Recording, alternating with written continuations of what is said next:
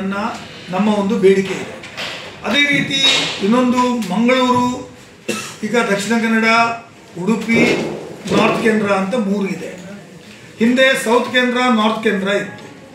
ಮಧ್ಯದಲ್ಲಿ ಒಂದು ಜಿಲ್ಲೆ ಉಡುಪಿ ಹೊಸತಾಗಿ 1997ನಲ್ಲಿ ಇದೊಂದು ಜಿಲ್ಲೆ ಆಯಿತು.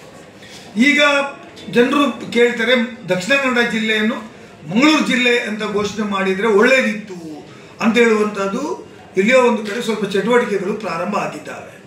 ಮತ್ತು ಎಲ್ಲಿಯೋ ಒಂದು ಕಡೆ ಇದು ಅದಕ್ಕೆ ಒಂದು ಕನ್ಸೆನ್ಸಸ್ ಬಂದ ಹಾಗೆ ನನಗೆ ಕಾಣ್ತಾ ಇದೆ. ಏನು ಕನ್ಸೆನ್ಸಸ್ ಅಂದರೆ, Mangaluru should be A branded, Mangaluru brand ಆಗಬೇಕು. ಮಂಗಳೂರು ಅಂತ ಹೇಳಿದರೆ ಒಂದು ಅಂತಾರಾಷ್ಟ್ರೀಯ ಮಟ್ಟದಲ್ಲಿ ಒಂದು ದೊಡ್ಡ ಹೆಸರಿದೆ.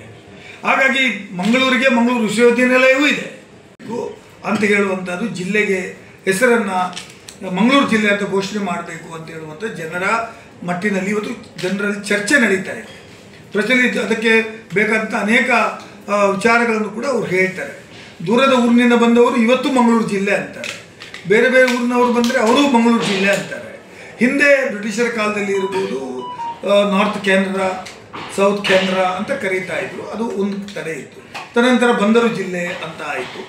ಏನೇ ಇದ್ರೂ ಕೂಡ ಮಂಗಳೂರು ಅಂತ ಹೇಳುವಂಥ ಬ್ರ್ಯಾಂಡ್ ಮಾಡುವಂಥದ್ದು ಅವಶ್ಯಕತೆ ಇದೆ. ಇದರಿಂದ ಜನರಿಗೆ ಅನುಕೂಲ ಆಗ್ತದೆ, ಉದ್ಯಮಿಗಳಿಗೂ ಅನುಕೂಲ ಆಗ್ತದೆ, ವಿದ್ಯಾರ್ಥಿಗಳಿಗೂ ಅನುಕೂಲ ಆಗ್ತದೆ, ಎಲ್ಲ ರೀತಿಯಲ್ಲಿ ಅನುಕೂಲ ಆಗ್ತದೆ. ಈ ಬಗ್ಗೆ ಜನರ ವಿಚಾರ ವಿನಿಮಯವನ್ನು ಕೂಡ ಸರ್ಕಾರ ಕೂಡ ಈ ಬಗ್ಗೆ ಹೆಚ್ಚು ಒತ್ತು ಕೊಟ್ಟು ಜನರ ಭಾವನೆಗಳನ್ನು ಕೂಡ ಅರ್ಥ ಮಾಡಿ ಇದಕ್ಕೆ ಬೇಕಾದಂಥ ಚಿಂತನೆ ಮಾಡಬೇಕು ಅಂತ ಹೇಳುವಂಥದ್ದು.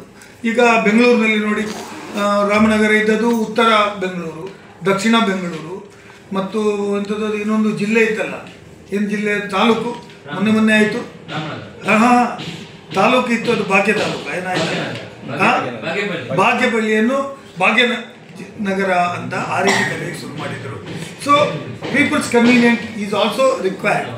ಹಾಗಾಗಿ ಈ ಜಿಲ್ಲೆಗೆ ಇದು ಒಂದು ಹೆಸರು ಕೊಡುವಂಥದ್ದು ಕೂಡ, ಇದರ ಬಗ್ಗೆ ಕೂಡ ಬೇರೆ ಬೇರೆ ಜಿಲ್ಲೆಗಳಿಗೋಲ್ಲ ಬೇರೆ ಬೇರೆ ಹೆಸರುಗಳನ್ನು ಕೊಟ್ಟರಲ್ಲ, ಹಾಗೆ ನಮ್ಮ ಜಿಲ್ಲೆಗೂ ಕ್ಯಾಬಿನೆಟ್ ಮೀಟಿಂಗ್ ಇಟ್ಟು ಅದನ್ನು ಮಾಡಬೇಕು ಅಂತ ಹೇಳುವಂಥದ್ದು.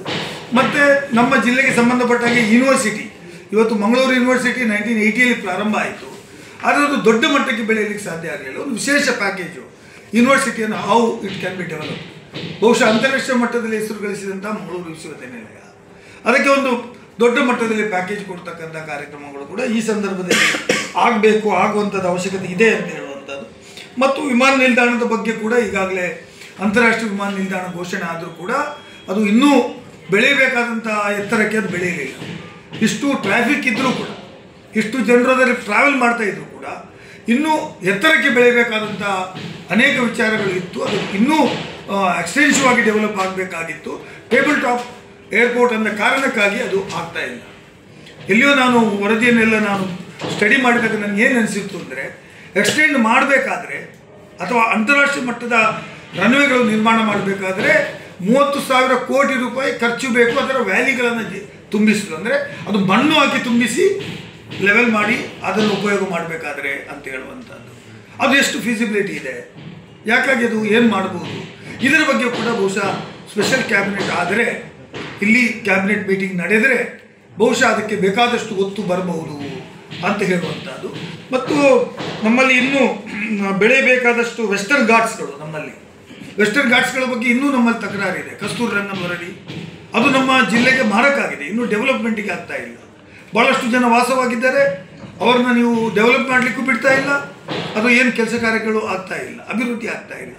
ವೆಸ್ಟರ್ನ್ ಘಾಟ್ಸ್ಗಳ ಬಗ್ಗೆ ಕೂಡ ನಮ್ಮದು ಚಿಂತನೆ ಬೇಕಾಗ್ತದೆ. ಈ ದೃಷ್ಟಿಯಲ್ಲಿ ಬಹುಶಃ ನಂದು ಅನೇಕ ಪಾಯಿಂಟ್ಸ್ಗಳಿದ್ದಾವೆ. ನಾನು ಹೇಳ್ಬೋದು, ಮೆಟ್ರೋ ಮಾಡಿ ಅಂತ, ಮಂಗಳೂರು ಉಡುಪಿ ಮೆಟ್ರೋ ಮಾಡಬೇಕಂತ ಹಿಂದೆಯೇ ಆಲೋಚನೆ ಇತ್ತು.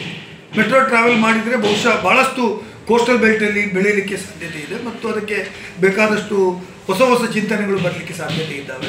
ಹಾಗಾಗಿ ಇದನ್ನು ಈ ಒಂದು ಪ್ಯಾಕೇಜಿನ ಒಳಗಡೆ ಸೇರಿಸುವಂಥ ಅನೇಕ ಅಂಶಗಳು ಈ ಜಿಲ್ಲೆಯ ಅಭಿವೃದ್ಧಿಗೆ ಸಂಬಂಧಪಟ್ಟ ಹಾಗೆ, ಜನಜೀವನಕ್ಕೆ ಸಂಬಂಧಪಟ್ಟ ಹಾಗೆ, ವ್ಯಾಪಾರಕ್ಕೆ ಸಂಬಂಧಪಟ್ಟ ಹಾಗೆ, ಶೈಕ್ಷಣಿಕ ಮಟ್ಟದಲ್ಲಿ ಮತ್ತು ಆರೋಗ್ಯ ಕ್ಷೇತ್ರದಲ್ಲಿ ಮಂಗಳೂರು, ದಕ್ಷಿಣ ಕನ್ನಡ ಜಿಲ್ಲೆ, ಉತ್ತರ ಕನ್ನಡ ಜಿಲ್ಲೆ ಮತ್ತು